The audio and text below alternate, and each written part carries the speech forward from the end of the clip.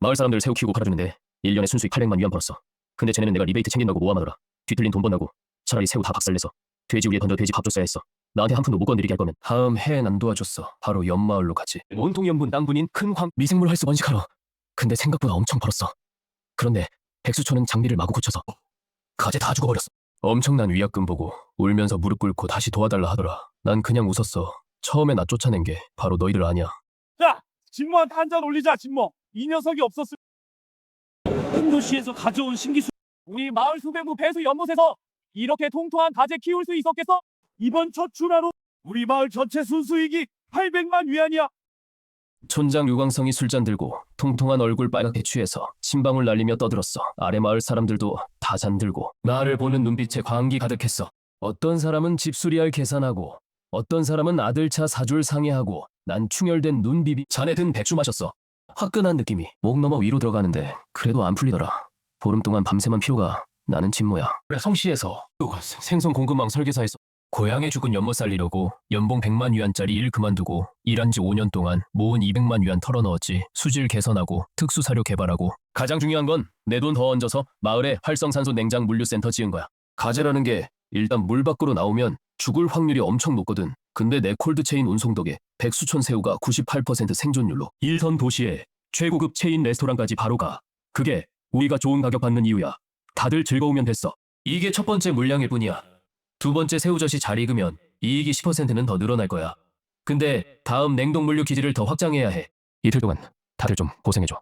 갑자기 내 어릴 적 친구 조창이 세계 장파 한 권을 밥상 위에 내리쳤어. 참나! 이런 말 하기 전에 장부를 제대로 맞춰봐야 하는 거 아니야? 시끌벅적하던 앞마당이 순간 조용해졌다. 모든 사람의 시선이 쏠렸다. 창쯔, 술 주정하는 거야? 어제 정산한 건 네가 우리한테 보여준 겉장부잖아. 먹어! 진짜 온 마을 사람들을 바보로 아는 거야? 네가 밖에서 일하며 배운 실력이 마을로 돌아와서 우리 동네 사람들 피를 빨아먹는 거야? 이 말이 나오자 현장이 술렁였다. 나는 벌떡 일어섰다. 창쯔, 네가 무슨 헛소리를 하는 거야? 내가 헛소리라고? 조창이 장부를 확 펼쳐서 공중에 들어 올렸다. 여러분들 보세요. 이건 제가 시내 아는 사람을 조사해온 신선물류 원장이에요. 천모가 우리한테 알려준 냉동 운송비는 톤당 1,500위안이요. 근데 실제로는요, 그가 쓴 트럭과 냉동창 동행료까지 합쳐도 톤당 원가는 기껏해야 600위안이에요. 막 사람들 사이에서 곧바로 숨을 들이마시는 소리가 들렸다. 조창은 점점 더 격해졌다. 그리고 그가 억지로 우리한테 사라고 한 특수사료 30위안의 한근. 제가 알아봤어요. 그 성분이 읍내에 8위안짜리 일반 사료랑 완전히 똑같아요. 1년 동안 천모는 적어도 중간에서 우리한테 500만 위안의 리베이트를 챙겼어요. 500만? 맙소? 그러니까 그거 왜 그렇게 착하게 돌아와서 우리를 부자로 만들어준다 했더니 원래 그 돈은 너무 자기 오주머니로 들어간 거였네. 앙칼진 놈. 동양 사람까지 속이다니. 한순간 방금 전까지 나한테 고마워하던 마을 사람들이 눈빛이 싹 변했어. 그 열광이 의심과 분노로 바뀌었고 심지어 노골적인 원한까지. 나는 그걸 뚫어지게 바라봤다. 구멍투성이인 장부를. 마음속에서 엄청나게 황당한 기분이 치밀어 올랐다. 일반 사료. 내가 만든 사료에는 수질을 안정시키는 미량 원소랑 흑세병 예방하는 항체소를 넣었어. 그게 눈으로 보이는 거야? 콜드체인 비용 6배. 그는 액체 질소 손실이랑 산소 펌프, 감가상각, 그리고 중간 보급소 유지비를 계산에 안 넣고 기름값이랑 통행료만 셈했어. 조강, 너 머리에 물 들었냐? 콜드체인의 핵심은 활성산소랑 온도 조절 시스템이야. 넌 기름값만 계산하고 거기다 사료도 또 있어. 마을 이장 유광성이 갑자기 나섰다. 아까 전까지 천성일체화였던 그 간이 지금은 냉혹함과 경멸로 가득 찼다. 여기서 전문 용어나 늘어놓지 마. 증거. 강자가 증거를 내 얼굴에 확 들이밀었어. 우린 네가 본 마을 사람인 걸 감안해서 경찰에 신고하고 싶지 않아? 지금 당장 협동조합 공인 내놔. 그리고 그 콜드체인 기지국 열쇠도 오늘부터 백수촌 가재는 네가 더 이상 관리할 필요. 유광성을 바라보며 그 뻔뻔한 표정 그리고 조강을 보며 눈동자에 숨길 수 없는 탐욕과 특에 갑자기 모든 게 다 이해됐다. 그들은 진짜 내가 횡령했다고 생각하는 게 아니야. 그냥 이 방식이 이미 굴러가고 있다고, 돈을 벌었다고, 내가 더 이상 이용 가치가 없다고 생각하는 거야. 정말 이렇게 할 거야. 화가 너무 나서 오히려 웃음이 나왔다. 콜드체인 기지국 장비는 내 돈으로 선납해서 산 거야. 수질 유지 기술은 전부 내 머릿속에 있어. 너희가 나를 쫓아내면 이 일이 망할까봐 안 무서워? 누구 겁들려고? 조강이 의자를 집어들고 냅다 바닥에 내리쳤다.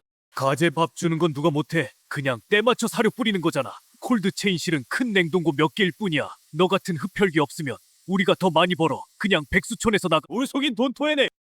군중이 격분했다. 젊고 힘센 몇 명이 벌써 둘러싸기 시작했다. 손에 술병과 삽을 들고 내가 반년 동안 고생해서 키운 이 무리를 보며 정성으로 키운 사람들을 마음속 마지막 남은 고향에 대한 애착이 완전히 재가 되어 사라졌다. 나는 절망에 빠져 일어섰다. 주임. 조강이 머리 나쁜 건 탓하지 않겠어. 하지만 넌 늙은 여우야. 너희 둘만으로 이렇게 뻔뻔하게 내 판을 먹을 용기는 없었을 거야. 말해봐. 나는 그의 눈을 뚫어지게 바라보며 누가 뒤에서 너희를 받쳐주는지 말해. 너희가 생각하기에 나 천모 없이도. 네. 새우가 팔릴 거라고 믿게 하는. 유광성의 표정이 살짝 변했다. 하지만 이어서 냉소를 지었다. 천모, 넌 확실히 똑똑해. 하지만 넌 남의 돈줄을 막았어. 그분이 말했어. 너만 쫓아내면 앞으로 새우 물류비 전액 면제. 내 가격보다 20%더 비싸게 사준다고. 내 눈동자가 확 줄어들었다. 물류비 면제, 고가 매입, 이 업계에서 이런 상식에 어긋나는 조건을 낼 수 있는 건 오직 지역 독점권을 차지하려고 수단 안 가리는 자본 큰 손뿐이야. 이건 단순한 마을 사람 배신이 아니야. 오래전부터 짜인 상업적 사냥이야. 나는 단 1초도 더 머물지 않고 돌아서서 마을회관 마당을 나왔다. 뒤에서 누군가 한 줄에 미리 준비한 대지홍 폭죽에 불을 붙였다. 환호성이 귀청을 찢었다. 지글지글 터지는 소리가 무더운 여름밤에 유난히 귀에 거슬렸다. 그들은 마치 자기를 착취하던 지주를 무너뜨린 걸 축하하는 것 같았고 또 마치 곧 닥칠 엄청난 불을 맞이하는 것 같았다. 나는 마을회관에 있는 빌린 벽돌방으로 돌아와 짐을 챙겼다. 문을 막 열었는데 조각 젊고 힘센 마을 사람 몇 명을 데리고 밀고 들어왔다. 도둑 잡듯이 나를 노려보며 천모. 못할 말을 먼저 하겠다. 공공의 물건은 나사 하나도 가져가면. 조강 손에 단단한 나무 막대기를 들어올리며 눈빛에는 소인배가 득이만면한 교만함이 가득했다. 이것들은 모두 우리 백수촌의 집단 재산이다. 나는 냉랭하게 그를 한번 흘겨보고 말하지 않았다. 나는 지퍼를 열었다. 갈아입을 옷 몇 벌만 넣었다. 그리고 책상 위에 있는 검은색 노트북 전원 코드를 뽑아 가방에 쑤셔 넣었다. 그건 내 업무용 노트북이다. 백수촌의 그 활성 산소 냉동 체인 시스템의 핵심 온도 제어 알고리즘과 특수 사료의 미량 원소 비율이 전부 이 하드디스크에 있다. 바깥의 하드웨어 장비인 냉동기와 활성 산소 펌프는 확실히 내 200만 원 저축으로 샀지만 이미 틀어진 이상 이 법률 문맹들과 시시비비를 가리기 귀찮다. 소송을 하자면 하드웨어는 그들이 가져가도 빈 껍데기일 뿐이다. 내 핵심 파라미터의 실시간 교정 없이 그 정밀 장비는 보름도 안 돼요. 고철 더미가 될 거다. 가방을 메고 나는 성큼성큼 방문을 나섰다. 막 마을 입구 큰 반얀나무 아래에 도착했을 때 검은색 벤츠 S클래스 세단 한 대가 소리 없이 거기 멈췄다. 차 문이 열리며 양복을 차려입고 빗어 넘긴 중년 남자가 내려왔다. 촌장 유광생은 즉시 얼굴 가득 웃음을 터뜨리며 다가갔다. 왕 사장님, 직접 오실 필요까지 있으셨습니까? 새우는 이미 포장했습니다. 곧 차에 실을 수 있습니다. 나는 걸음을 멈추고 눈을 살짝 가늘게 떴다. 왕카이, 린시 수산업의 거물, 서해성의 최측근. 서해성은 몇 년 동안 미친듯이 신선식품 영역을 확장하고 있었다. 오래전부터 내가 개척한 이 높은 생존율의 냉동체인, 직송 채널을 탐내고 있었다.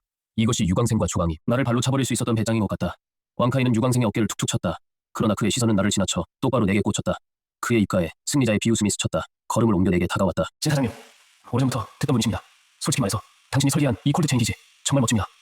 사장님이 대신 감사 인사를 전하라고 하셨습니다. 200만 원을 드려서 족이 가장 힘든 기반 공사를 해주셨죠. 그는 일부러 200만 세 글자를 아주 힘주어 말했다. 눈빛엔 조롱이 가득했다. 감사할 것 없습니다. 하드웨어는 훔치기 쉽지만 핵심 기술은 그렇게 쉽게 소화되지 않습니다. 다음 달이 삼복인데 당신네 사람들이 알길 바랍니다. 38도의 고온에서 수중 암모니아 질소 무상승을 처리하고 콜드체인 급격한 온도 변화의 연쇄 반응을 다루는 법을. 왕카이가 한 번 웃었다. 진 사장님, 이제 이런 때 사람 겁주지 마세요. 그냥 냉동의 산소 공급이잖아요. 우리 그룹 산하 수백 명의 기술자들이 당신의 이 몇 개 냉동물을 못 다루겠습니까? 당신이나 자신을 더 걱정하세요. 듣자 하니 당신은 맨손으로 나왔다고 하는데 밤에 잘 곳은 있습니까? 그건 왕 사장님이 걱정하지 않으셔도 됩니다. 나는 그의 도전에 더 이상 신경 쓰지 않고 뒤도 돌아보지 않고 떠났다. 가는 도중에 내가 희미하게 들었다. 뒤에서 유광성이의 목소리가 들렸다. 왕 사장님, 저희가 전에 말씀드린 물류비 면제와 추가로 20% 인상된 가격 인수. 걱정 마세요. 유 사장, 계약서를 이미 가져왔습니다. 하지만 먼저 못된 말을 하자면 그룹이 당신들에게 이렇게 후한 조건을 주는 만큼 당신들도 품질 보장해야 합니다. 계약서에 부가 협정이 하나 있는데 새우 폐사율이 5%를 초과하거나 병든 새우가 나오며 전액 환불할 뿐만 아니라 그룹에 10배 유통 채널 위약금을 배상해야 합니다. 문제 있습니까? 문제 없습니다. 이 장비는 괜찮습니다. 새우가 어떻게 죽겠습니까? 장준. 어서 소명하세요. 유광성, 눈앞에 막대한 이익에 정신이 팔려 생각도 없이 바로 승낙했다. 나는 어둠 속에서 냉소를 터뜨렸다. 10배 위약금. 서해성의 계산은 정말 빈틈없어. 그는 전혀 자선을 하러 온 게 아니다. 그는 자수촌에서 마지막 한 푼의 이익까지 짜낸 후 한 장의 위약금으로 백수촌의 땅과 연못을 모두 합법적으로 삼켜버리려는 거야. 유광성아, 유광성. 네가 자본의 허벅지에 붙었다고 생각하지만 모르고 있구나. 네가 이미 피 묻은 독일은 미끼를 물었다는 걸. 3시간 후 나는 온몸이 땀에 젖은 채 자수촌에서 15km 떨어진 대왕촌에 서 있었다. 여기는 물과 풀이 풍성한 백수촌과는 달랐다. 사방이 새하얀 염전 땅뿐이었다. 곡식이 자라지 않고 풀조차도 듬성듬성 자랐다. 마을의 젊은이들은 벌써 다 떠나고 겨우 수십 명의 노약자들만 남아 가난에 찌들어 살고 있었다. 나는 마을 입구로 걸어갔다. 그 낡아빠진 벽돌 가마 앞에 대왕촌의 노촌장 이건국이 땅에 쪼그리고 앉아 담배를 피우며 한숨을 쉬고 있었다. 내가 다가가서 불렀다. 이 아저씨. 이건국이 고개를 들었다. 흐릿한 눈으로 나를 한참 바라보다가 겨우 알아봤다. 백수촌 진가네 아니야? 한밤중에 어쩌다 우리 궁벽한 산골에 왔어? 나는 배낭을 내려놓고 바로 맞은편 돌 위에 앉았다. 마을에 있는 이 수천묘의 회엄전당을 금덩이로 만들 생각 없어요? 이건국이 씁쓸하게 웃었다. 작은 진아, 늙은이 놀리지 마라. 이 땅은 짜서 쓰기까지 한데 개구리조차 안 뛰어온다. 어디서 금이 나겠냐. 보통 새우는 당연히 못 살아요. 알아요. 하지만 이 반년 동안 실험실에서 마침 한 가지를 개발했어요. 심한 염분 수지에 특화된 미생물 활수 순환 알고리즘. 이런 물에서 키운 새우는 죽지 않을 뿐만 아니라 게다가 고삼 투합 때문에 새우살이 유난히 단단해져. 배가 새하얗고 흙냄새가 전혀 없어. 나는 그걸 수정새우라고 불러. 자수청 같은 싸구려 진흙새우는 벌써 눈에 차지 않아. 나는 여기에 생태활체 직송기지를 세울 거야. 일산도시의 미슐랭 레스토랑과 최고급 호텔에 전용 공급할 거야. 새우 한 근에 200위안에 팔 거야. 리젠고가 담배대를 쥔 손이 갑자기 움찔 떨리며 제가 천신발 위에 떨어졌다. 그는 전혀 눈치채지 못하고 그저 멍하니 나를 바라보았다. 그때 15km 떨어진 백수촌에서는 조창이 신나서 냉동기지의 제어대 앞에 서서 아무렇게나 총시동 버튼을 눌렀다. 화면에 붉은 불이 켜지고 노란색 경고 문자가 떴다. 그럼 주변 온도 이상 감지 파라미터 재설정을 진행하세요. 이게 뭔 난기야. 이렇게 번거 조창이 욕을 한마디 하고 바로 강제 건너뛰기를 눌렀다. 그리고 최고 냉방으로 동시에 압축기가 둔탁하게 울부짖으며 기계가 억지로 가동되기 시작했다. 백수촌의 죽음 카운트다운이 본격적으로 시작되었다. 한편 리젠고가 멍하니 나를 바라보며 한 근에 200위안. 샤오천, 너 혹시 머리에 열이 난 거 아니야? 시중에 파는 가재는 기껏해야 2, 30이 아니야. 우리 대황촌의 이 짠물을 왕모님의 요지라고 생각해? 리 아저씨, 그건 진흙 구덩이에서 자란 평범한 새우고 염분과 알칼리도가 높은 땅의 물은 이런 극한 환경에서 가재가 생존하기 진의 삼투압이 변하게 돼. 이게 무슨 결과를 가져올까? 나는 잠시 멈추고 눈빛을 반짝이며 그를 응시했다. 첫째, 새우 껍질이 극도로 단단하고 투명해져.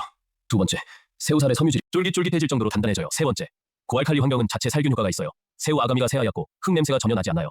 우리가 방수막만 깔면 내 미생물 순환 알고리즘을 더해서 수중 복소를 분해하며 여기서 키운 새우는 생선 시장의 명품이 될 거예요. 리쟁어는 멍하니 듣고 있었어. 삼투압이 뭔지는 잘 몰랐지만 명품이라는 세 글자는 알아들었지.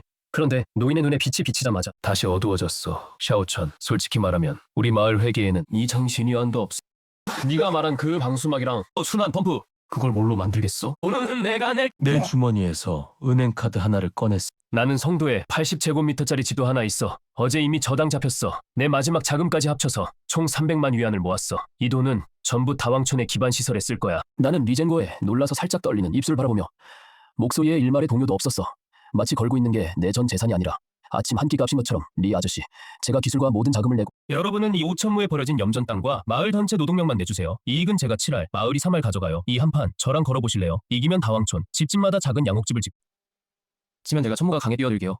여러분은 그냥 힘만 조금 쓴 거고 땅은 여전히 여러분 땅이에요.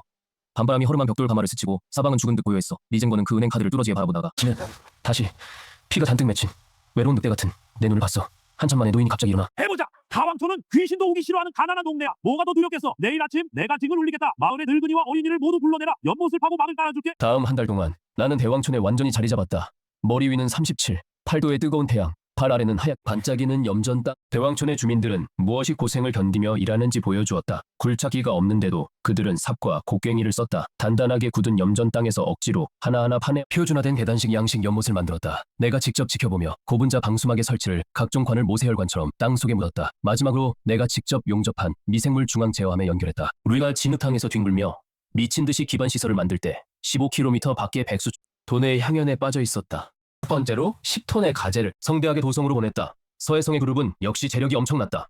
물류비를 전액 면제해 주었을 뿐만 아니라 시장 가격보다 20% 높은 가격으로 현장에서 대금을 정산해 주었다. 무려 60만 위안의 다발로 백수촌 마을 회의실 책상 위에 쌓여 있었다. 조강이 손에 100위안짜리 지폐 한 움큼을 쥐고 건방지게 마을 사람들 앞에서 흔들어 보이며 봤냐? 봤냐? 내가 말했잖아. 천묵은 사기꾼이라. 기회를 최대 출력으로만 틀면 새우는 여전히 팔팔하게 움직인다. 우리 싼 사료를 사서 여전히 살이 찐다. 전에 그 몇백만 위안 다 그 천이라는 개자식이 횡령했다? 마을 사람들은 하늘을 찌를 듯한 환호성을 터뜨렸다. 눈에 탐욕의 붉은 빛이 반짝였다. 마을 사람들, 서 사장님 쪽에서 무제한으로 매입한다면 우리가 뭘 기다리겠어? 마을에 남은 도랑과 진흙 연못을 모두 활용하자. 지어 방향량을 늘리고 사료는 그래서 가장 싼 걸 사서 주바라 먹이. 장날에는 2배로 벌자. 백수촌 전체가 미쳐버렸다. 생산량을 높이기 위해 그들은 원래 일무의 땅에 800근의 사육 밀도를 억지로 무서운 3,000근까지 끌어올렸다. 돈을 아끼려고 내가 전에 맞췄 미량 원소가 항생제 특수 사료를 끊고 전부 한 근에 몇 푼짜리 싸구려 사료로 바꿨다. 그뿐만 아니라 조강이 물 흐름이 너무 느려 효율이 떨어진다며 직접 냉장기지의 급수 필터망을 떼어버렸다. 그들은 자동화에만 눈이 멀었지. 전혀 몰랐다. 자기들 머리 위에 매달린 칼이 이제 막 떨어지려 한다는 걸. 8월 5일 삼복더위. 발 아래를 바라보니 한 조각 사파이어처럼 맑은 양식엽 수면 아래에는 수정새우가 빽빽하게 신나게 헤엄치고 있었다. 그 껍질이 햇빛에 반사되자 유리처럼 반투명한 광택이 났다. 미생태 순환 시스템이 낮고 윙윙거리는 소리를 냈다. 염분수 속 유해 물질을 정확하게 분해하고 새우에게 필요한 미네랄로 전환했다. 모든 게 내 알고리즘대로 완벽하게 돌아가고 있었다. 그때 리젠고가 조종탑에 올라왔다. 주름진 얼굴이 국화처럼 펴졌다. 샤오천, 너 정말 신기하다. 이 새우가 너무 예쁘게 자랐네. 크기만 큰 게 아니라 집게발도 힘차고 튼튼해. 일주일만 더 지나면 첫 번째 새우가 나오겠네, 그치? 나는 이마에 땀을 닦으며 눈길은 즈수이 마을 쪽으로 향했다. 리 아저씨, 서두르지 마세요. 진짜 재미는 이제부터예요. 내일부터 날씨 예보에 따르면 최고 기온이 42도를 넘을 거예요. 적어도 일주일 이상 지속될 거고요. 리 아저씨, 흑새우병이 뭔지 아세요? 리젠고가 잠시 멈칫했다. 무슨 병? 고온 고암모니아 담수 환경에서 가재에만 걸리는 맹독성 전염병이에요. 한번 발병하면 3일 안에 연못 전체 새우가 아가미부터 검게 변하고 썩다가 마지막에는 연못대로 배를 뒤집어요. 즈수이 마을 그 인간들은 냉동기를 만능 신약처럼 여기다니.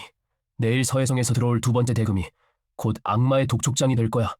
앞으로 사흘간 이어지는 폭염이 온 백수촌을 만들어놨어. 거대한 노천 사우나로 공기 중에 바람 한 점 없고 숨 막히는 후끈함만 가득. 그리고 점점 더 코를 찌르는 마치 썩은 달걀 같은 죽은 생선 섞인 비린내까지. 한낮이 되자 조광이 엉금엉금 기어서 마을 회의실로 뛰쳐들어갔다. 얼굴이 새파래져서 외쳤다. 큰일 났어요.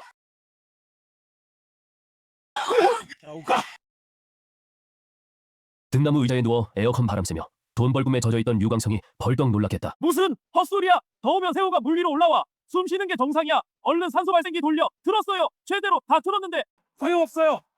어서 보러 가보세요. 숨 쉬는 게 아니라 배를 하늘로 뒤집었어요. 그리고 새우 아가미가 전부 까맣게 변했어요.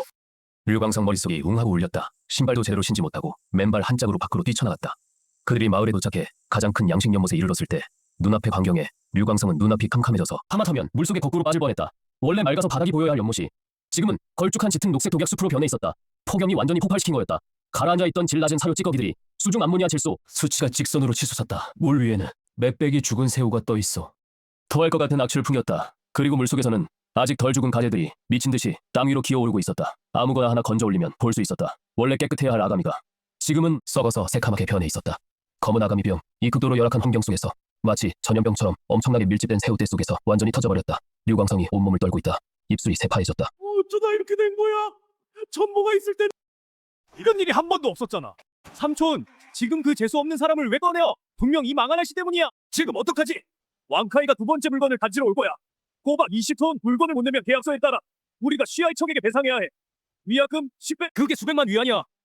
우리 마을 집을 다 담보로 잡혀도 변상하기에도 부족해. 실배 위약금을 듣자 류광성은 얼음 구덩이에 빠진 듯했다. 뜨거웠던 머리가 순간 차가워졌다. 그 자리를 대신한 것은 목숨 건 미친 짓 같은 광기였다. 죽어도 배상 못해.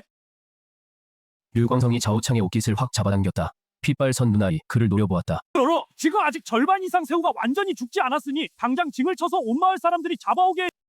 죽은 건 버리고 살아있는 건 검은 아가미병이든 뭐 전부 냉장기지에 넣어. 자오창이 멍해졌다. 그런데 삼촌, 그 병든 새우들은 왕카이 사람들이 한눈에 알아볼 거예요. 게다가 도성까지 견디지도 못할 거예요. 류광성이 따기를 좌우창 뒤통수에 후려쳤다. 악독하게 말했다. 너 돼지머리냐? 참모 그 냉장 장비 좋다고 하지 않았냐? 온도를 최저로 맞춰 직접 새우를 얼려버려. 새우만 얼면 아가미 쪽 검은색이 안 띄게 돼. 도성 창고에 도착하면 검수만 통과하면 해동 새우가 죽어 있어도 아니면 병이 운송 중 불법 그들이 뭐가 잘못한 문제야. 우리 자수이춘이랑 무슨 상관이냐? 좌우창이 갑자기 숨을 크게 들이켰다. 이 방법은 완전 시아이청을 바보로 만든 거야. 하지만 전 재산을 날릴 절망적인 상황에 직면해 그들에게는 더 이상 선택의 여지가 없었다. 조강의 눈빛에 냉랭한 기운이 스쳤다. 해보자. 지금 가서 냉동기를 최대로 틀어놓을게. 얼려버리자. 말을 마치고 곧바로 냉동사슬 기지로 달려갔다. 미친 듯한 자구책이 차수촌에서 광란처럼 펼쳐졌다. 온 마을 사람들이 뜨거운 태양 아래서 미친 사람처럼 썩어가는 진흙 구덩이에서 병든 새우들을 건져 올리며 그걸 한꺼번에 쑤셔 넣었다. 조강이 무리하게 작동시킨 극한 생동 모드의 냉동사슬 차량 안으로 그들은 전혀 몰랐다. 천모가 남겨놓은 핵심 냉동사슬 알고리즘은 온도 조절과 활성산소 공급이 핵심이어서 새우를 휴면 상태로 만드는 것이지 단순 무식하게 급속 냉동하는 게 아니었다. 알고리즘 보호 없이 극한 저온에 노출되면 게다가 병든 새우 몸속 이미 약한 장기들은 죽음과 부패를 더욱 가속화할 뿐이었다. 그때 15km 떨어진 대왕촌에서는 나는 그늘 아래 앉아 여유롭게 냉동 매실차를 마시고 있었다. 앞에 있는 미생물 제어 패널에는 모든 데이터가 42도의 폭염 속에서도 여전히 태산처럼 안정적이었다. 높은 알칼리도의 수질은 그 자체로 강력한 살균 효과가 있어서 번식하려는 흑세균들은 아직 증식할 틈도 없이 순환 시스템에 의해 무참히 제거되고 있었다. 물속에는 단단한 껍질을 가진 투명한 수정새우떼. 생생하게 내가 특별히 만든 고급 사료를 다투어 먹고 있었다. 리젠고가 땀을 닦으며 여전히 불안한 듯 말했다. 샤오천아, 이 날씨가 이상할 정도로 덥다. 옆 동네 자수초는 물이 썩었다는데 우리 쪽은 정말 괜찮은 거야? 나는 냉소를 흘렸다. 마을 사람들한테. 오늘 밤 일찍 자라고 전해줘. 기운을 충분히 차. 내일이면 재미있는 일이 벌어질 테니까. 그날 밤 10시 왕카이가 5대의 중형 냉동 트럭을 끌고 정확히 백영촌 입구에 멈췄다. 유광성과 조강이 아첨 가득한 웃음을 띠며 그를 맞이했다. 왕총! 20톤 전부 기지에서 얼려놨습니다. 신선한 건 보장합니다. 왕카이는 차에서 내리지도 않았다. 그저 대충 손을 흔들어 보였다. 씹어라. 냉동 차량 아니. 좌우창이 영하 10여 도로 맞춰놓은 탓에 얼음창고처럼 꽁꽁 얼어 있었다. 왕카이의 부하들은 그냥 아무렇게나 열어 맨 위에 있는 상자 몇 개만 살폈다. 겉으로 보기엔 그 새우들이 확실히 단단하게 얼어 있었다. 이상한 점은 눈에 띄지 않았다. 왕 사장님, 문제 없습니다. 왕카이의 창문이 천천히 올라갔다. 성도로 돌아가자 냉동 트럭 5대가 어둠 속으로 사라지는 걸 지켜봤다. 류광성과 자오창은 다리에 힘이 풀려 그대로 바닥에 주저앉았다. 옷은 식은 땀으로 흠뻑 젖어 있었다. 넘겼다. 아저씨. 우리 한 굽이 넘겼어요. 그러나 그들의 얼굴에 번진 미소는 겨우 6시간도 채 못 갔다. 새벽 4시. 성도시 아이처 그룹의 중앙냉동물류센터. 왕카이는 인부들을 지휘하며 차량 뒷문을 열고 있었다. 문이 열리는 순간 짙은 악취가 화산 폭발처럼 코를 찔렀다. 맨 앞에 서 있던 하역 인부 2명. 이 도끼에 그 자리에서 눈을 뒤집으며 바로 토하며 쓰러졌다. 왕카이의 얼굴에 번진 미소가 순간 굳었다. 그는 코와 입을 막으며 구역질을 참으며 트럭 앞으로 달려갔다. 보니 그 20톤이나 되는 최고급이라 자랑하던 가재가 극저온을 벗어난 지 겨우 10분 만에 온통 물컹한 검은 물을 흘리는 썩은 고기가 되어 있었다. 가재 한 마리의 아가미가 역겨운 검은색을 띠고 있었다. 이게 무슨 고급 식재료냐. 이건 그냥 5대 분량의 고농도 생화학 무기였다. 바로 그때 왕카이의 핸드폰이 마치 사형 선고처럼 미친 듯이 진동하기 시작했다. 발신자는 쉬아이청이었다. 왕카이는 떨리는 손으로 수신 버튼을 눌렀다. 전화 너머에서 쉬아이청의 냉랭한 목소리가 흘러나왔다. 왕카이, 이번 물건에 문제라도 생기면 넌 바로 바다에 뛰어들어도 좋. 방금 연락을 받았다. 도시보건국 그리고 시장감독관리국 사람들 벌써 우리 집산센터 입구에 왔어. 왕카이의 눈동자가 순간 커졌다. 식은땀이 폭포처럼 흘러내렸다. 그는 갑자기 고개를 돌렸다. 백수촌 쪽을 바라보며 눈빛에 사람을 산채로 잡아먹을 듯한 살기가 폭발했다. 아침 6시 백수촌 마을 사람들은 아직도 돈벌금을 꾸고 있었다. 마을 회관뜰의 쇠문이 쾅하는 소리와 함께 강제로 열렸다. 검은색 SUV 한 대가 산에서 내려온 호랑이처럼 마당으로 돌진했다. 귀에 거슬리는 브레이크 소리가 순간 마을의 고요를 찢어버렸다. 류광성은 옷을 대충 걸친 채 엉금엉금 방 밖으로 뛰쳐나왔다. 자오창도 졸린 눈을 비비며 그들이 마당에 서 있는 사람을 보았을 때 어젯밤의 요행심은 순간 사라졌다. 왕카이의 두 눈은 무서운 핏발이 가득했다. 정장 재킷은 없어졌고 넥타이는 느슨하게 풀려 있었다. 그는 궁지에 몰린 굶주린 늑대처럼 눈앞에 두 사람을 노려보았다.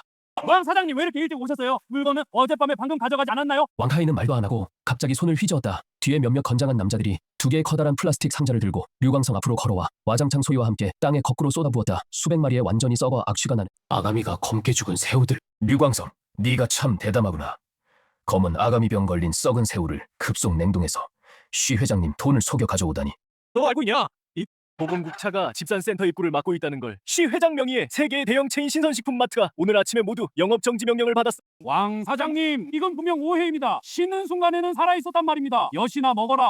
왕카이는 류광성을 발로 차서 땅에 넘어뜨렸다. 서류 가방에서 두꺼운 서류 한 뭉치를 꺼내 류광성의 얼굴에 세게 내리쳤다. 종이가 바닥에 흩어졌다. 위에는 선명한 붉은 공문 도장. 모두의 눈을 찔렀다. 나한테 연기할 필요 없. 20톤 화물 4만 근. 우리는 1근에 32안 프리미엄으로 사드리기로 했다. 대금은 120만 위안이다. 왕카이는 차갑게 그들을 내려다봤다. 옆에 있는 양복 입은 변호사가 무표정하게 안경을 밀어올렸다. 계약 조건을 읽기 시작했다. 양측이 서명한 추가 계약에 따라 병든 새우나 죽은 새우 비율이 기준을 초과할 경우 심각한 상업 위반에 해당하며 사기 행위로 간주한다. 전액 대금을 반환해야 하며 14의 위약금을 배상해야 한다. 합계 1,200만 위안. 추가로 그룹 명예 손실 및 행동벌금 300만 위안. 총계 1,500만 위안. 이 천문학적인 숫자를 듣고 막 달려와서 구경하던 마을 사람들이 일제히 처절한 비명을 질렀다. 2,900만 위안. 자오창의 눈이 새빨개졌다. 삽을 집어들며 찍어지 마. 돈 강탈이냐? 계약은 네가 협박해서 서명하게 한 거야. 죽은 건 왜 우리가 배상해야? 왕카이는 냉소를 지었다. 죽을 맛을 모르는 놈들. 뒤에 있던 경호원이 즉시 앞으로 나서며 날카로운 하단 돌려차기로 곧바로 자오창의 손에 든 삽을 걷어찼다. 이어서 무릎차기로 자오창의 배를 세게 가격했다. 자오창은 아파서 비명을 지르며 삶은 새우처럼 바닥에 웅크렸다. 신물을 대량으로 토해냈다. 여러분, 우리는 이미 법원에 신청했습니다. 재산 보전을. 지금부터 백수촌의 모든 양식 연못, 냉동 체인 기지, 그리고 여러분 명의의 주택 모두 압류 및 동결 절차에 들어갑니다. 1,500만 위안을 내놓지 않으면 감옥에 갈 각오를 하세요. 그러고 마을 사람들은 길에서 자야 할 겁니다. 이 순간까지 백수촌 사람들은 비로소 실감했다. 자본의 학살칼이 얼마나 차갑고 냉혹한지. 시아이청은 처음부터 함정을 받아. 이건 전혀 협력이 아니야. 합법적인 합병 약탈일 뿐이지. 그 냉동 체인 장비, 이 연못은 진작부터 그들이 노리고 있었어. 완전히 꽉 잡고 있었지. 그리고 마을을 나락으로 밀어넣은 건 바로 직무를 쫓아내고 폭리를 탐한 류광성과 조창이야. 마을 사람들이 미쳤어. 왕카이한테는 손도 못 대고 오히려 미친 듯이 땅에 쓰러진 류광성과 조창에게 달려들었어. 주먹과 발이 난무했지. 울부짖으면서 자기 집이랑 목숨 건 돈을 돌려내라고 온 백수촌이 순식간에 지옥으로 변했어. 백수촌의 비통한 광경과는 달리 지금의 대왕촌은 그 찬란한 순간을 맞이하고 있어. 난 염전을 개조한 생태수계 옆에 서서 일꾼들이 첫 시범 포획을 능숙하게 하는 걸 보고 있어. 큰 그물이 천천히 올라오자 수면 위에 순간 눈부신 물결이 일었어. 그물 안에는 빼곡하게 모두 길이 20cm 가까이 되는 껍질이 단단하고 투명한 햇빛 유리 같은 광택을 내는 수정새우들. 그 생명력이 엄청나게 왕성해서 그물 안에서 미친 듯이 튀어올랐어. 내 옆에 서 있는 건 도시 최고급 외식 그룹 정식헌의 구매 총책 주홍이야. 그는 내가 예전에 공급망 업계에서 알던 오랜 친구야. 눈이 독하고 요구가 까다롭기로 유명하지. 주홍은 손쉽게 수정새우 한 마리를 집어들고 새하얗고 투명한 배 쪽과 깨끗한 아가미를 보더니 눈에 숨길 수 없는 열정이 폭발했어. 진무, 너 정말 천재야. 염전에서 새우를 키우다니. 게다가 육질의 삼투압을 이런 최고의 상태로 끌어올리다니. 이 새우는 흙냄새가 하나도 안 나. 육질은 분명히 오스트레일리아 랍스터보다 더 쫄깃해. 주총, 그냥 보지 말고 한번 품질을 확인해봐요. 주홍은 도구조차 안 썼어. 그냥 사람 시켜 몇 마리를 데쳐왔어. 양념장도 전혀 없이 투명한 새우 껍질을 까서 한 입 크게 베어물었어. 바삭 소리가 났다. 새우살이 팽팽하고 쫄깃해. 은은한 단맛이 감도는 싱싱한 감칠맛. 순간 입안에서 터져. 신성급 품질이다. 저우홍이 눈을 반짝이며 내 손을 꼭 붙잡았다. 원래 룰대로 내 물건 내가 다 가져간다. 가격을 불러봐. 나는 천천히 손을 닦고 두 손가락을 세웠다. 내가 전에도 말했지만 이건 포장마차용이 아니야. 고급 코스다. 한 큰에 200위안. 그리고 운송비는 네가 부담해. 내 미생물 냉장 시스템은 포장 후 휴면 상태만 책임질 뿐 절대 새우가 죽지 않아. 200. 저우홍이 숨을 크게 들이켰다. 이 가격은 시중에 파는 일반 가재보다 정확히 10배 비싼 거야. 하지만 그는 3초도 안 돼서 망설임을 접었다. 됐다. 첫 출하량이 얼마나 되지? 10톤을 가져갈게. 선부 상품 저우홍이 단호하게 말했다. 그런 그에게 고급 레스토랑을 표방하는 입장에서 유일무이한 식재료는 값을 매길 수 없는 방어막이다. 옆에 있던 촌장 리젠고가 듣고 다리가 후들거렸다. 심장병이 걸릴 뻔했다. 한 근에 200위안, 10톤, 그럼 400만 위안이다. 그리고 이건 다왕촌의 첫 시험 생산량일 뿐이다. 다왕촌의 이 저주받은 염전 땅에서 정말 금빛 봉황이 날아올랐다. 그리고 우리가 계약을 준비하는 순간 다왕촌 입구에서 비틀거리며 몇 명이 달려왔다. 온몸에 악취나는 진흙물이 묻은 사람들. 앞장선 건 얼굴이 시퍼렇게 멍든 10년은 늙어 보이는 류광성. 그리고 마을 사람들에게 이가 반이나 부러진 좌우창이었다. 그들이 부득 염전 방수망 옆에 무릎을 꿇었다. 천모, 천 사장님 살려주세요. 우리 백수이 마을을 구해줘요. 나는 그들을 바라보았다. 개처럼 땅에 엎드려 있다. 눈빛에 한 점의 연민도 없고 오직 뼛속까지 스며드는 냉기뿐이다. 게임. 드디어 내가 가장 좋아하는 파트에 들어왔군. 류광성과 좌우창이 진흙물에 무릎을 꿇고 있다. 구르고 기어서 내 발치에 달라붙었다. 오, 형! 너 우리 서해성한테 제대로 당했어요. 1,500만 원이에요. 마을 사람들 다 피파라도 그걸 갚을 수 없어요. 제발 부탁이에요. 같은 마을에서 자란 정을 봐서라도 형 좀 도와주세요. 류광성은 더욱 눈물을 흘리며 자기의 뺨을 세게 때렸다. 매 대가리마다 경쾌한 소리가 났다. 4,5천, 3천이 돼지 기름에 눈이 멀었어. 우리가 눈이 짧았어. 그 냉장 시설은 네가 제일 잘 알잖아. 서 사장님한테 말 좀 해줘. 새우가 죽은 건 기계가 고장났기 때문이야. 우리랑 상관없다고 말해줘. 네가 나서서 증언만 해주면 마을에 있는 그 장비 그리고 수백류의 양식장까지 전부 내게 돌려줄게. 나는 높은 곳에서 내려다보며 이 두 사람을 바라보았다. 마치 주인 잃은 개 같은 남자들을. 마음의 분노는 없고 오직 하나에 보는 듯한 발랑까는 어릿광대 같은 슬픔뿐이었다. 류 주임, 너 혹시 잊은 거 아니야? 그 냉장 기지국을 원래 내가 200만 원 들여 세운 거야. 너희가 강제로 빼앗아 갔잖아. 망쳐놓고 지금 와서 내 물건 가지고 나랑 조건을 논하다니.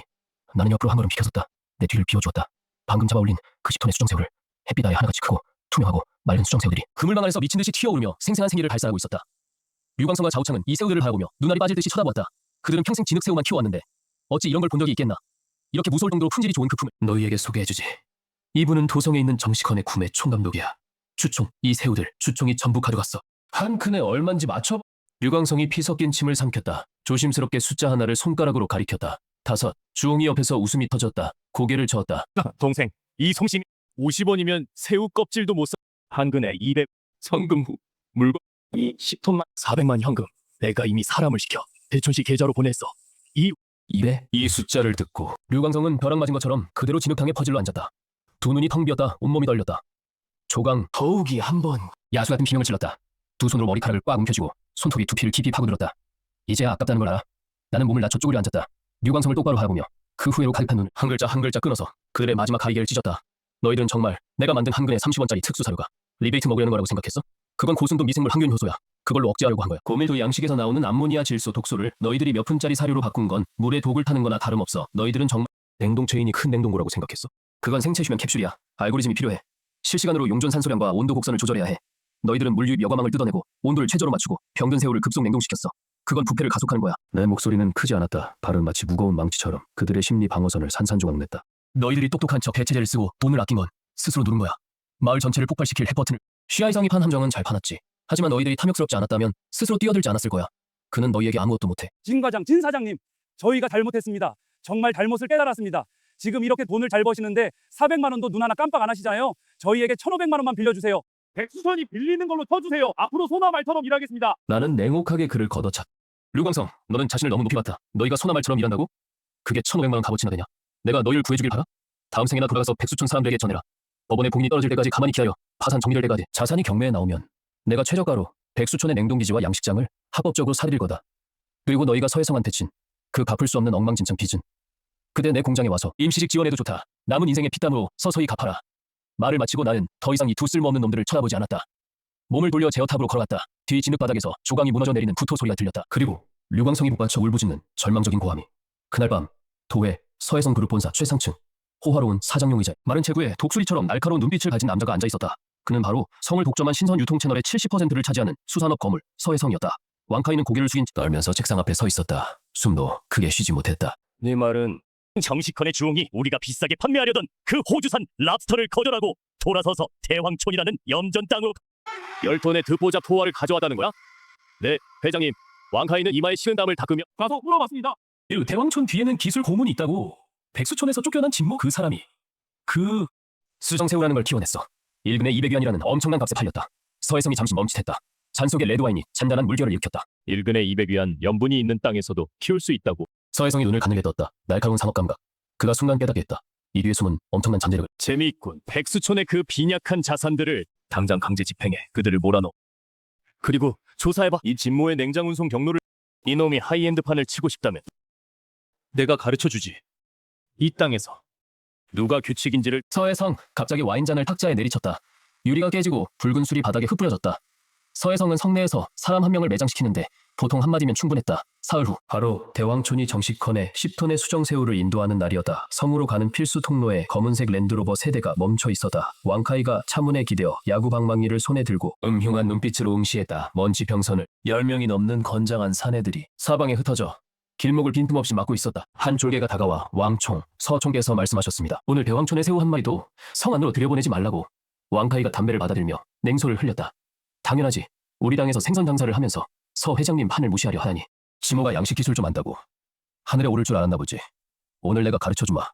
물류라는 길이 얼마나 깊은지 그 말을 하는데. 문길에서 먼지가 일었다. 대왕촌이라는 글자가 찍힌 생태농업이라고 적힌 냉장 경트럭 세대가 느긋하게 이쪽으로 다가오고 있었다. 오거든 잡아라. 몇 대의 오프로드 차량이 갑자기 튀어나와 날카로운 브레이크 소리와 함께 냉동 트럭 세대를 도로 한가운데에 강제로 세웠다. 트럭 기사는 50대의 대왕촌 주민이었다. 겁에 질려 얼굴이 새파래졌다. 문을 굳게 잠그고 내리지 못했다. 왕카이가 야구 방망이를 들고 느긋하게 걸어갔다. 쿵소리와 함께 앞유리를 내리쳤다. 거미줄 같은 금이 순간 퍼져나갔다.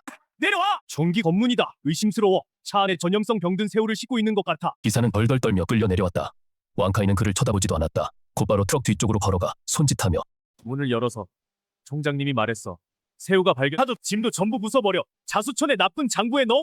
몇몇 부하들이 곧바로 지렛대를 들고 다가갔다. 끼익 찌르르한 금속 마찰음이 몇 번 난 후 냉동 트럭의 무거운 문이 강제로 열렸다. 찬 기운이 확 밀려왔다. 짐칸 안에는 가지런히 쌓여있는 수백 개의 파란색 수산물 운반. 200원짜리 새우라고? 오늘 전부 죽은 미꾸라지가 되어라. 왕카이의 눈에 잔혹한 쾌감이 스쳤다. 그는 벌떡 짐칸 위로 뛰어올라 야구 방망이를 휘둘러 맨 앞에 있는 파란 큰 통을 겨누고 세게 내리쳤다.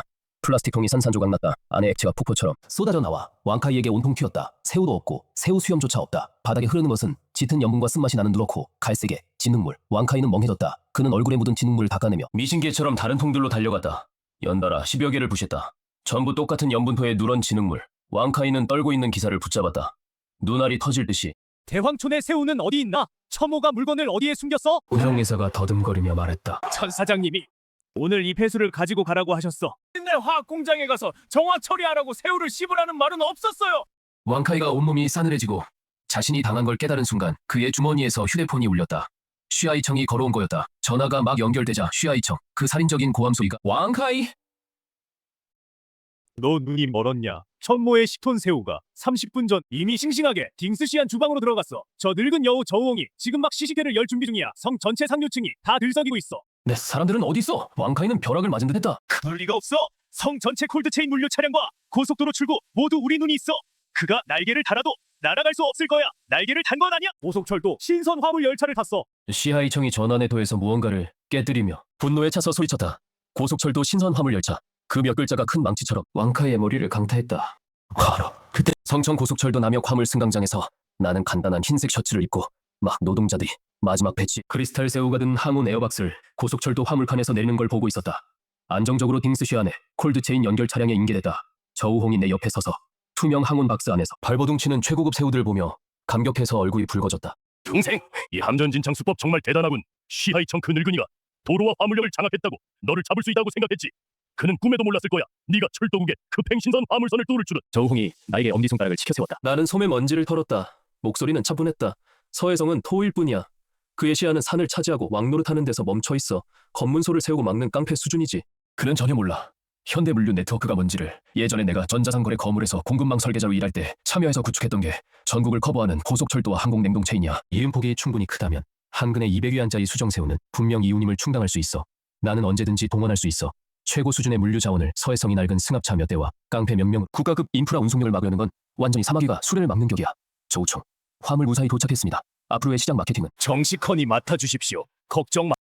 전성의 고급 식도락가들이 오바로브스키 랍스터와 대게 말고도 또 다른 최고급 식자재가 있다는 걸 알게 될 거야. 대왕촌 수정새우라고. 보혜성어 생신아. 란고희 해산물 세트는 줄어들 거야. 나는 고개를 끄덕이며 떠나려는 찰나에 휴대폰이 갑자기 진동했다. 법원의 공개 경매, 문자 알림이었다. 지불할 능력이 없어. 서해성 그룹에 1,500만 위안 위약금. 뎁 수이촌의 모든 집단 자산 내가 출자해서 건설한 그 활성 산소 냉동기지 그리고 800무 양식장의 도급권까지 정식으로 강제 경매 절차에 들어갔다. 최저가 200만 위안. 딱 맞아. 내가 처음에 선금으로 낸 그 금액이야. 나는 휴대폰 화면을 바라보며 입가에 냉랭한 미소를 띄었다. 허혜성, 네가 자수이촌의 밥그릇을 빼앗은 건 내 퇴로를 끊으려는 거였지. 이제 내가 네 밑바닥을 쓸어 담을 차례야. 나는 이건국에 전화를 걸었다. 리 아저씨, 계좌에 돈 준비됐죠? 내일 몸에 맞는 정장 입고 저랑 씨 법원에 같이 가요. 우리가 자수이촌을 합법적으로 사러 가는 거예요. 좋아. 샤오천, 내 말대로 할게. 전화를 끊었다. 고개를 들었다. 성의 잿빛 하늘을 바라보며 눈빛에 칼날 같은 날카로움이 스며들었다. 상업전쟁의 고기 분쇄기가 이제야 시작됐다. 서해성, 이건 그냥 워밍업이야. 시 제3호 경매장 에어컨이 세게 나오고 있었다. 하지만 뒤 줄에 앉은 유광생과 주광은 땀을 뻘뻘 흘리고 있었다. 온몸이 가을바람에 흔들리는 낙엽처럼 떨렸다. 며칠 만에 이 두 남자는 예전 백수촌에서 횡포를 부리던 남자들, 지금은 머리가 하얗게 새고 눈이 푹 꺼져 마치 두 구의 산송장 같았다. 그들의 모든 희망은 오늘 열리는 이 자산 경매에 걸려 있었다. 백수촌의 800무 수명과 냉동기지가 높은 가격에 팔리면 예를 들어 1,000만 위안. 그러면 그들이 서해성에게 물어야 할 위약금을 절반 이상 줄일 수 있었다. 막다른 게 몰리지만 않으면 설사 남은 인생을 쭉쭉해도 지금처럼 언제 감옥에 들어갈지 모르는 것보단 낫다. 이때 경매장의 무거운 문이 열렸다. 서해성이 검은 경호원들, 과 양복 입은 변호사들에게 둘러싸여 영토를 순찰하는 군왕처럼 걸어 들어왔다. 그는 냉랭하게 구석에 웅크린 유광생과 조광을 훑어봤다. 눈빛이 마치 언제든지 밟아 죽일 수 있는 빈대를 보는 듯했다. 그가 자리에 앉으려 할 때 앞줄 VIP석에 갑자기 시선이 멈췄다. 그의 옆자리에 내가 단정하게 앉아 있었다.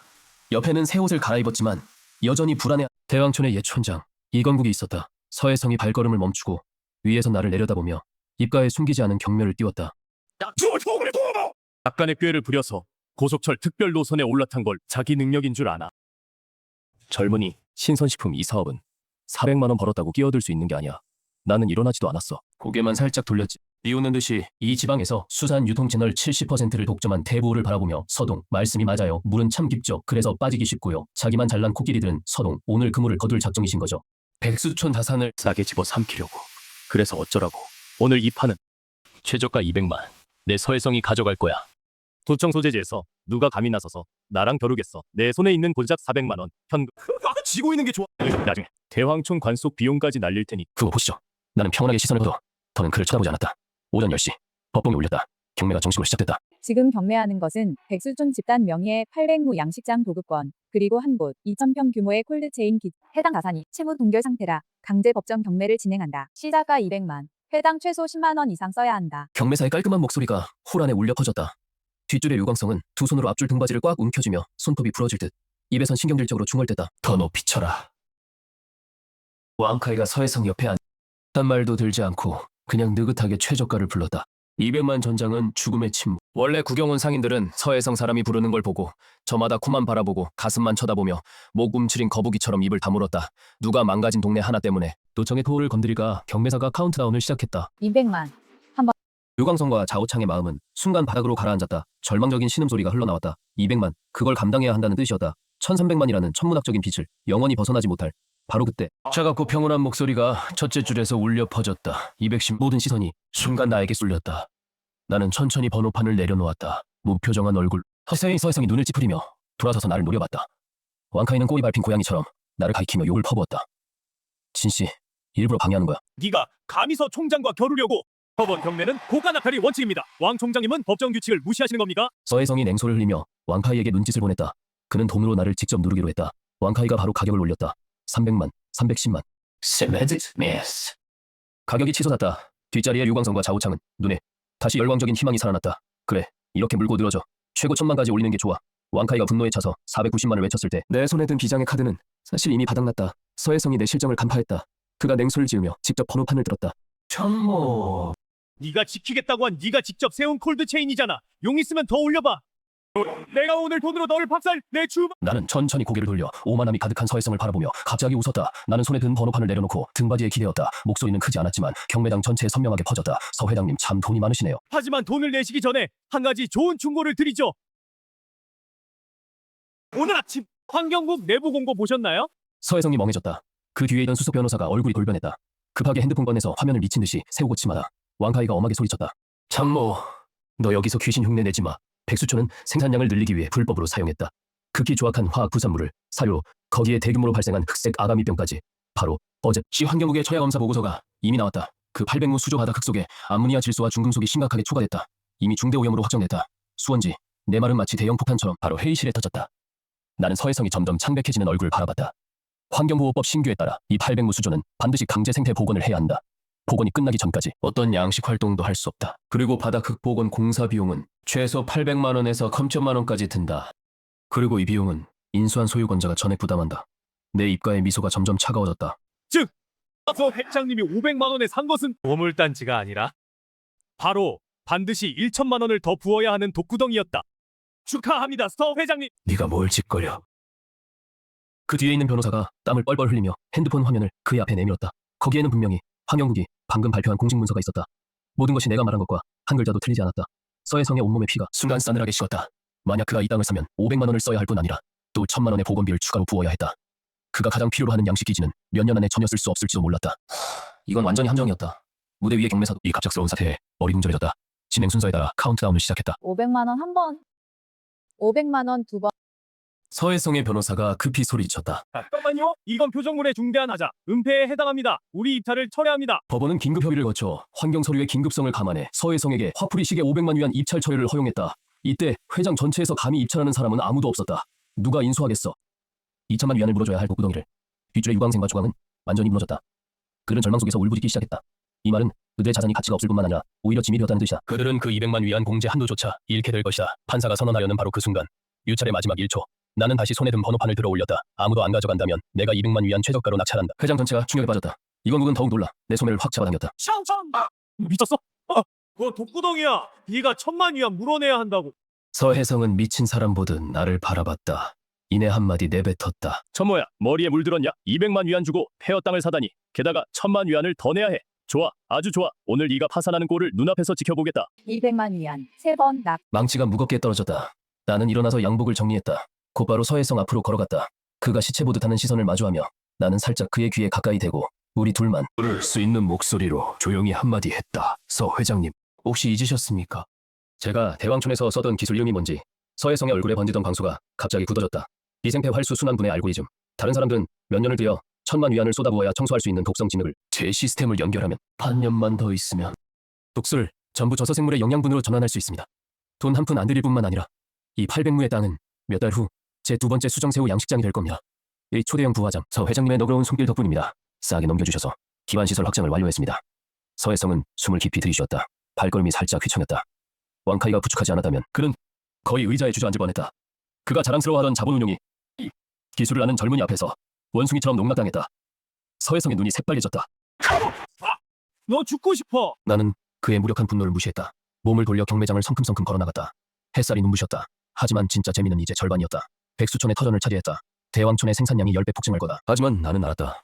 완전히 분노에 휩싸인 서해성이 이대로 물러서지 않을 거란 걸. 그날 오후 성시의 모든 해산물 도매시장과 생선 유통업체들이 동시에 한 통에 서해성 그룹의 천령을 받았.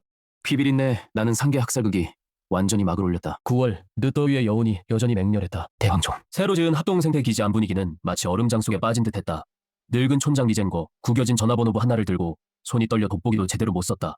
온종일 내내 그는 전성에 20곳이 넘는 대형 생선 유통업체에 전화를 돌렸다. 늙은 리야, 형제가 도와주기 싫은 게 아니야. 서해성이 말을 꺼냈어. 누가 너희 대왕촌에 새우 한 마리라도 드리면 다음날 그 집의 모든 수입, 해산물 쿼리를 끊어버린다고. 우리 식구들도 밥 먹고 살아야 해. 거느리기 무서워. 리젠고는 절망 속에 마지막 전화를 끊었다. 눈가가 새빨개져서 날 바라봤다. 샤오천, 다 끝났어. 성 안의 모든 길이 서해성에게 막혔어. 우리가 막 인수한 백수촌의 800무 수조, 생산량이 LK로 늘었어. 하루에 새우 종자와 수도, 전기 소모만 해도 끝없는 구멍이야. 발리지 않으면 우리는 보름도 못 버텨요. 나는 옆에 앉아서 손가락을 재빨리 노트북 위에 올려 코드를 타이핑하고 있었다. 고개조차 들지 않고 뭐가 급해. 성내 연못은 너무 작아서 애초에 내 식욕을 담을 수 없었어. 그때 책상 위에 핸드폰이 울렸다. 정석헌의 구매 총감 주홍이었다. 전화가 연결되자마자 주홍의 목소리에는 짙은 피로와 미안함이 배어 있었다. 제라피 미안해. 서해성 그 늙은 망할 놈이 끊어버렸어. 우리 그룹의 고급 해산물 공급망을. 큰 사장님이 압박을 못 견디셔서 방금 엄명을 내리셨다. 너와 반드시 계약을 종료해야 한다. 계약은 규정대로 진행할게. 위약금 200만 위안을 배상할게. 형은 쓸모가 없어. 금자탑을 지켜주지 못해서. 주홍의 목소리에는 분함이 가득했다.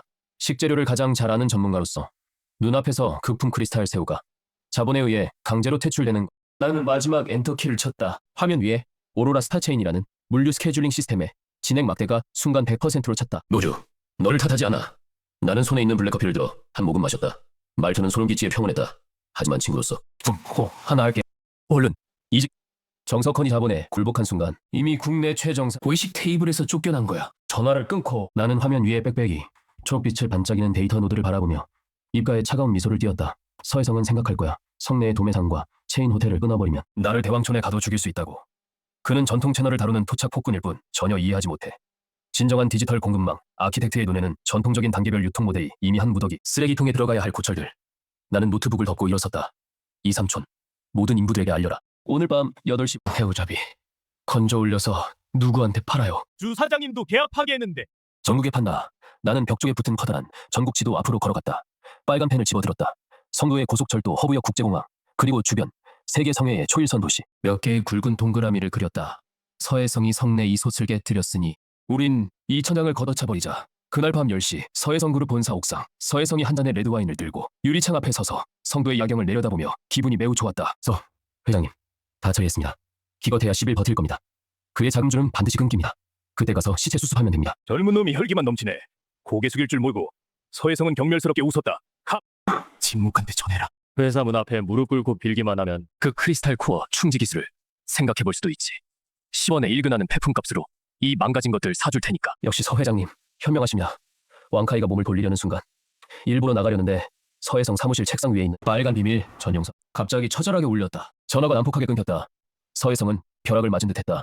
온몸의 피가 순간 얼어붙는 듯했다. 정신을 차리기도 전에 책상 위에 내선 전화, 왕카이의 휴대폰, 심지어 서해성의 개인 휴대폰. 이 순간 폭발하듯 동시에 울리기 시작했다. 왕카이는 허둥지둥 전화를 받았다. 얼굴이 순간 종이장처럼 창백해졌다. 서 회장님, 큰일 났습니다. 경성의 창안클럽, 항공사 1등석 식음료 부서 그리고 마도 최대 사동의 레스토랑 모두 전화 와서 계약 해지 요구합니다. 그들이 말하길 우리보다 더 나은 걸 찾았어. 더 안정적인 활성산소 직배송 신선식품 공급업체. 그 공급업체가 누구야? 왕카이가 침을 삼켰다. 목소리가 떨렸다. 스타체인 신선식품.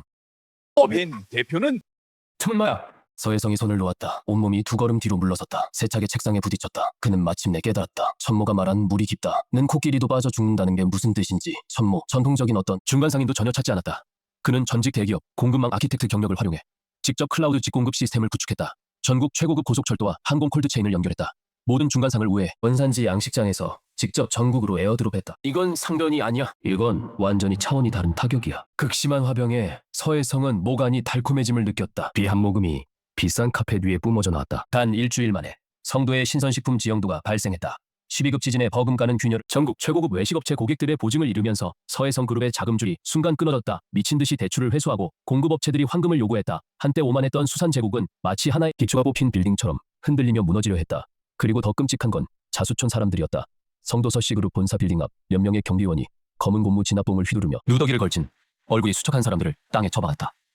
앞장선 건 바로 류광성과 조광이었다. 봉인은 어제 이미 붙여졌다. 그들 각 가정의 대문에 백수촌의 공동자산은 겨우 200만 위안의 최저가에 낙찰되었다.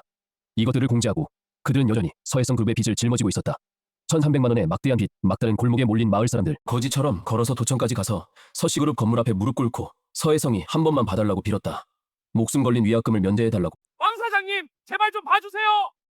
내 옷 더럽히지 마. 왕카이가 짜증내며 발로 차서 유광성을 걷어찼다. 지금의 왕카이는 예전에 오만함도 온데간데 없었다. 그는 눈이 움푹 들어갔고 입술에는 물집이 가득했다. 그룹도 지금은 자체로도 버거운 상황이다. 서해성은 요즘 사무실에서 얼마나 많은 물건을 부셨는지 모른다. 그는 지금 백수촌이 재수 없는 놈들을 보면 몹시 재수 없다고 생각한다. 너희 서해성이 꾀를 내서 우리를 속인 거야. 그 냉동 설비는 원래 문제 없었어. 우리 마을을 삼키려고 지금 우리를 가산을 탕진하게 만들었잖아. 돈을 원하면 꿈도 꾸지 마. 좋아. 이 멍청한 놈들아, 방해나 할 줄 알지? 뭘 할 줄 아냐? 때려라. 죽이지만 말고 죽을 만큼 때려. 다리 부러뜨려. 평생 휠체어에 앉아 살게 해. 빌어먹으며 빚 갚아. 10명 넘는 보안 요원들이 무거운 고무봉을 들어올려 늑대처럼 사나워져 맨손에 마을 사람들에게 덤벼들었다. 곤봉이 살에 닿는 둔탁한 소리와 비명소리가 순간 광장 전체에 울려 퍼졌다. 바로 그때 자수촌 마을 사람들이 얻어맞아 숨이 끊어질 듯할 때, 완전한 절망의 나락에 빠졌을 때 낮고 포효하는 듯한 엔진 굉음이 갑자기 멀리서 가까이 다가왔다. 이어서 꽉 찬 10대의 중형 냉동 트럭 강철 괴수처럼 서씨그룹 본사 광장으로 진입했다. 정문과 모든 출구를 빈틈없이 막아버렸다. 차량 측면에는 레이저 스타링크라는 4글자의 거대한 표지가 햇빛 아래에서 왕카이의 눈을 찔러뜰 수 없게 했다. 이어서 검은색 마이바흐 한 대가 안정적으로 멈춰섰다. 차문이 천천히 열리며 내가 차에서 내렸다. 차가운 눈빛으로 앞을 훑어보았다. 이 개싸움 같은 소동이 내 뒤를 따르는 사람은 대왕촌의 옛 촌당 리젠고, 그리고 건장한 체격이 이제 완전히 새 사람이 돼. 스타링크 물류구역 책임자인 대왕촌의 젊은이들, 그들은 정장을 입고 정신이 넘쳐흐르나 그리고 땅바닥에 진흙처럼 맞아 누운 바이수이촌 주민들과 극도로 참혹하고 잔인한 대비를 이룬다. 핏물 속에 누운 좌우창은 간신히 고개를 든다. 그가 나를 알아본 순간 온몸이 번개에 맞은 듯 눈 속의 절망 순식간에 끝없는 후에 와 오만함에 잠긴 천천모 우릴 구하러 온 거죠? 당신 지금 큰 사장이잖아요. 우리 빚 좀 갚아줘요. 우리 바이스이촌으로 돌아가서 다시 새우 키워줄게요. 아니 개가 되어도 좋아요. 나는 고개를 숙여 그를 바라본다. 내 바지가랑이를 잡으려는 그 더러운 손을 살짝 반걸음 물러서 피한다. 류 주인 귀가 먹었어? 내가 벌써 말했잖아. 내가 다시 바이수이촌에 돌아가는 건 자산 보유자로서 인수하러 가는 거지 자선하러 가는 게 아니라고. 나는 고개를 돌려 광장을 바라본다. 벌벌 떠는 경비원들, 그리고 낯빛이 죽은 왕카이를. 왜? 멈춰. 계속 때려. 쉬시그룹은 폭력 추심 좋아하잖아. 왕카이가 몸을 움찔한다. 손에 든 무전기가 펑하고 땅에 떨어진다. 그가 지금 어떻게 나를 건드리겠어. 온 성의 상권이 다 알아. 천모가 지금 전국 최고급 생선 채널에 살아있는 재신이라는 걸 한 장에 구름까지 닿는 초물유망을 쥐고 있어. 그가 입만 살짝 움직이면 수정새우가 솥에 들어가길 기다리는 거물들이 쉬시그룹을 생매장할 수 있어. 왕개가 더듬거리며 울음보다 더 보기 흉한 미소를 억지로 지었다. 천 사장, 닥쳐. 네가 나랑 말할 자격 없어. 서해성 내려오라고 해. 그때 서해성이 몇몇 간부들에게 둘러싸여 얼굴이 창백하게 걸어나왔다. 불과 며칠 사이에 원래 빈틈없이 빗어넘긴 올백머리가 흐트러져 엉망이었다. 눈가에 실핏줄이 가득했다. 온몸이 10년은 늙은 듯했다. 전무, 사람 죽이는 것도 목숨 하나일 뿐인데 이번엔 내가 진 거다. 내 차원 강화 기술을 얕봤던 건 인정한다. 이렇게 하자. 우리 거래하자. 네가 우리 그룹에 자본을 투입해주주가 돼. 내 오프라인 창고 네트워크를 활용하고 온라인 활수 물류를 활용해서 우리 손잡자. 자수촌 화시 13자 만난 내 인사치료 3자. 바로 탕감하자. 탕감 두 글자를 듣고 바닥에 주저앉은 백수촌 마을 사람들이 모두 울부짖음을 멈췄다. 애처롭게 나를 바라보며 숨조차 멈췄다. 내가 고개만 끄덕이면 그들은 만번 죽을 지옥에서 인간 세상으로 돌아올 수 있었다. 나는 조용히 서해성을 바라보다 갑자기 웃었다. 웃음소리가 점점 커졌다. 뼛속까지 비웃음과 냉기가 배어있었다. 서해성, 네가 아직 상황 파악이 안 됐냐? 내가 원하는 건 너의 파멸이다. 네가 망해가는 엉망진창을 가지고 나랑 연합을 논하다니. 나는 몸을 돌려 옆에 있는 이건국의 손에 든 서류 가방에서 두꺼운 서류 한 묶음을 꺼냈다. 가차없이 서해성의 얼굴에 내던졌다. 종이가 바닥에 흩어졌다. 네가 원했던 생선 시장은 내가 이미 전부 먹어치웠다. 네가 방금 말한 거래는 내가 오늘 온 것은 전혀 장사 얘기하러 온 게 아니다. 서해성이 고개를 숙여 바닥에 서류를 본다. 그가 똑똑히 보자 첫 페이지 제목이 보이는 그 순간 온몸에 뼈가 빠져나간 듯한 기분이었다. 다리에 힘이 풀리더니 그대로 무릎을 꿇고 말았다. 그건 수많은 송금 기록이 담긴 음성계약서 원본이라는 철증이었다. 저는 경제수사대와 세무국에 실명으로 신고하러 왔습니다. 서씨그룹이 공동사기 혐의로 음성계약을 체결하고 막대한 탈세를 저질렀으며 그리고 사람을 고용해 행패를 부린 혐의도 있습니다. 내 말이 끝나자마자 광장 외곽에서 귀를 찢는 듯한 사이렌 소리가 멀리서 가까이 다가왔다. 6대의 차량이 요란하게 도착하더니 서시그룹의 마지막 퇴로를 완전히 차단했다. 진정한 결정타가 마침내 내려졌다. 차가운 수갑 소리와 함께 서혜성과 왕카이가 경찰차에 실려갔다. 그들을 기다리는 것은 경제수사대의 긴 신문과 평생 간방 신세를 지는 결말이었다. 서시그룹의 자산은 전면 동결되었다. 한때 상업계에서 바람을 일으키던 수산업 거물이 단 하루 오후 만에 사라져버렸다. 사흘 후 백수촌의 8월 뜨거운 태양은 여전히 맹독했다. 공기 중에는 썩은 새우가 부패한 후 나는 구역질 나는 악취가 가득했다. 연못 표면에는 두껍게 기름진 독성 조류가 떠 있었다. 한때 생기 넘치던 마을은 지금은 마치 전염병에 휩쓸린 사망지 같았다. 몇 대의 SUV가 안정적으로 마을회관 앞마당 입구에 멈춰섰다. 창문이 열리자 나는 이 땅을 밟았다. 내가 한때 무수한 피와 땀을 쏟았으나 부정하게 쫓겨난 곳이었다. 마당에는 검게 깔린 사람들이 백수촌 전체였다. 그들은 더 이상 예전 돈 나눠 가질 때의 광란과 오만함이 없었다. 모두가 초라하고 말라 비틀어져 있었다. 서시그룹이 무너졌지만 법원의 판결은 바뀌지 않았다. 백수촌의 집단 자산은 이미 경매되어 빚을 갚았다. 그리고 그들 개인 명의의 집과 예금은 여전히 언제든 청산되고 동결될 위기에 처해 있었다. 군중 맨 앞에서 유광성은 깁스를 한 팔을 매달고 있었다. 조광택은 갈비뼈가 부러져서 고통스럽게 허리를 움켜쥐고 있었다. 내가 걸어오는 걸 보고 그들 온몸이 갑자기 움찔했다. 눈빛에는 극도의 공포가 가득했고 한 줄기 비현실적인 바람도 섞여 있었다. 찢었다. 나는 고개를 돌려 옆에 있는 대황촌 젊은이에게 지시했다. 손발이 빠른 젊은이 몇 명이 곧바로 앞으로 나서서 마을회관 마당문에 냉장기지 대문에 붙은 봉인을 한 번에 찢어냈다. 바로 이어서 그들은 새 티타늄 합금 간판을 꺼내 전동 드릴로 윙윙거리며 벽에 고정시켰다. 간판에는 차가운 큰 글자가 적혀 있었다. 오로라 스타잉크 제2 생체 번식이지. 유광생은 간신히 침을 삼켰다. 두 마을 주민의 부축을 받아 겨우 일어섰다. 울음보다도 더 못생긴 아첨 미소를 지었다. 마을을 사셨군요. 그럼 우리는 예전처럼 당신 밑에서 일할 수 있는 건가요? 황생 아저씨 산다는 말을 오해하고 계신 것 같아요. 200만 바닷가 내가 샀어. 여기 모든 양어장, 도구 그리고 냉장기지 사용 즉 오늘부터 백수촌 이 800무 땅에 물 한 방울, 풀 한 포기, 너희 발에 밟힌 진흙까지 모두 진씨거야. 나는 서류가방에서 두꺼운 노동계약서 한 묶음을 꺼내 그들 앞당에 아무렇게나 던졌다. 서시그룹이 파산 청산에 들어갔어. 너희 그 1,000만 위안 넘는 위약금, 부실 채권. 법원이 잠시 강제 집행을 중단시켰어. 당장 길바닥에서 자지는 않아도 돼. 하지만 내 여기는 한가한 사람 절대 안. 나는 저 멀리 그 수백무, 악취 풍기는 동물 웅덩이를 가리키며 목소리가 얼음에 담근 칼처럼 차가웠다.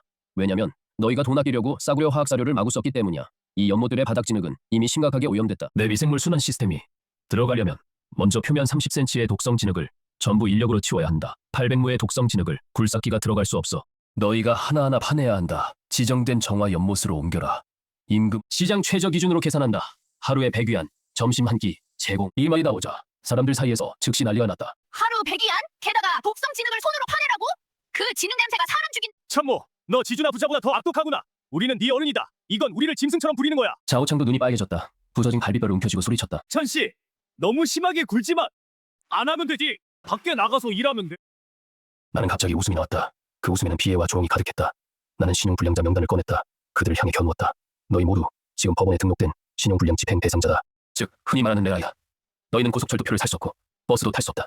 심지어 읍내에 있는 어떤 정규공단에 취직해도 신분증만 조회하면 다른 사람들이 너희를 쫓아낼 거다. 너희는 은행카드조차 만들 수 없다. 뭘로 밖에 나가서 일하겠냐. 너희는 지금 사회에서 투명인간이다. 여기 말고는 이 섬 전체에서 어느 곳도 감히 너희를 받지 않는다. 이 현실 얘기 좋아하지 않냐. 이게 현실이다. 현당은 쥐 죽은 듯 고요했다. 바람이 진흙 연못을 스치는 흐느낌 소리만 들렸다. 모든 존엄, 요행, 탐욕이 이 순간 내가 가장 냉정한 데이터와 규칙으로 산산조각냈다. 묘광성은 다리에 힘이 풀려 다시 땅에 무릎을 꿇었다. 늙은 눈물이 흘러내렸다. 그들은 마침내 깨달았다. 자신들이 그 적은 이익을 위해 도대체 얼마나 소중한 자유를 팔아넘겼는지 서명하겠다. 마른 체구의 마을 주민 한 명이 떨리는 손으로 바닥에 떨어진 계약서를 집어들었다. 핏빛 지문을 찍었다. 첫 번째가 나오자 두 번째도 나왔다. 곧 수백 명의 마을 주민들이 줄을 섰다. 마치 살아있는 시체처럼 서명했다. 이 몸팔기 계약서나 다름없는 노동계약에 나는 만족스럽게 고개를 끄덕였다. 계약서를 거둬들였다. 허명한 이상. 내 규칙을 따라야 한다. 예전처럼 이를 질질 끌거나 눈속임으로 대충하는 그 나쁜 버릇. 당장 접어두는 게 좋을 거야. 나는 손가락을 퉁겼다. 몇 대의 트럭 짐칸이 열렸다. 대왕촌의 노동자들이 상자들을 내렸다. 검은 전자장비들. 운동용 밴드 비슷한 것들. 나는 하나를 집어들었다. 차갑게 앞으로의 관리 규칙을 발표했다. 이건 스타링크 시스템이야. 여기에 연결된 생체 신호. 그리고 GPS 위치 추적 밴드야. 모든 사람은 24시간 착용해야 해. 실시간으로 심박수를 감시할 거야. 그리고 위치도 만약 근무 시간 중에 시스템이 심박수가 정상 노동 기준치보다 낮다고 감지하면 10분 이상 또는 지정된 준설 구역을 벗어나면 시스템이 자동으로 그날의 임금 전액을 공지할 거야.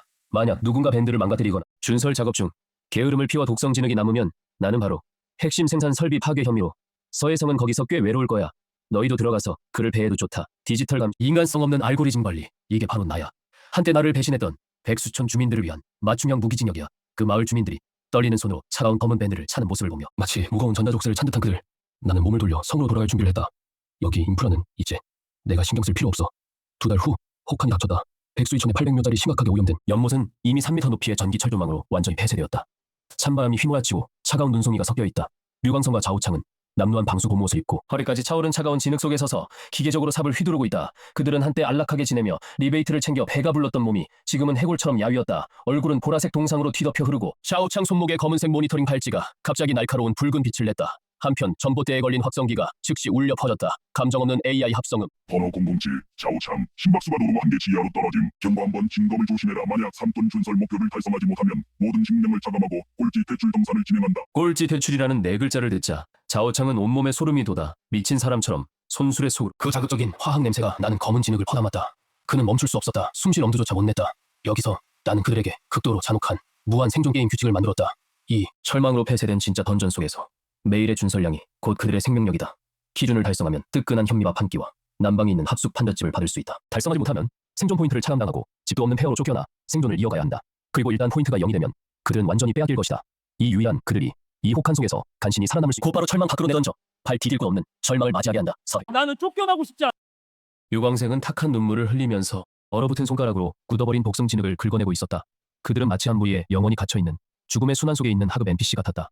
매일 가장 기초적인 생존 지표를 위해 마지막 남은 힘까지 쏟아부었다. 쉬지도 않고 존엄도 없이 남은 인생의 모든 피와 땀으로 그들이 처음에 저지른 어처구니 없는 탐욕과 배신에 대한 끝없는 이자를 갚고 있었다. 그때 검은색 승용차 한 대가 철조망 밖에 멈췄다.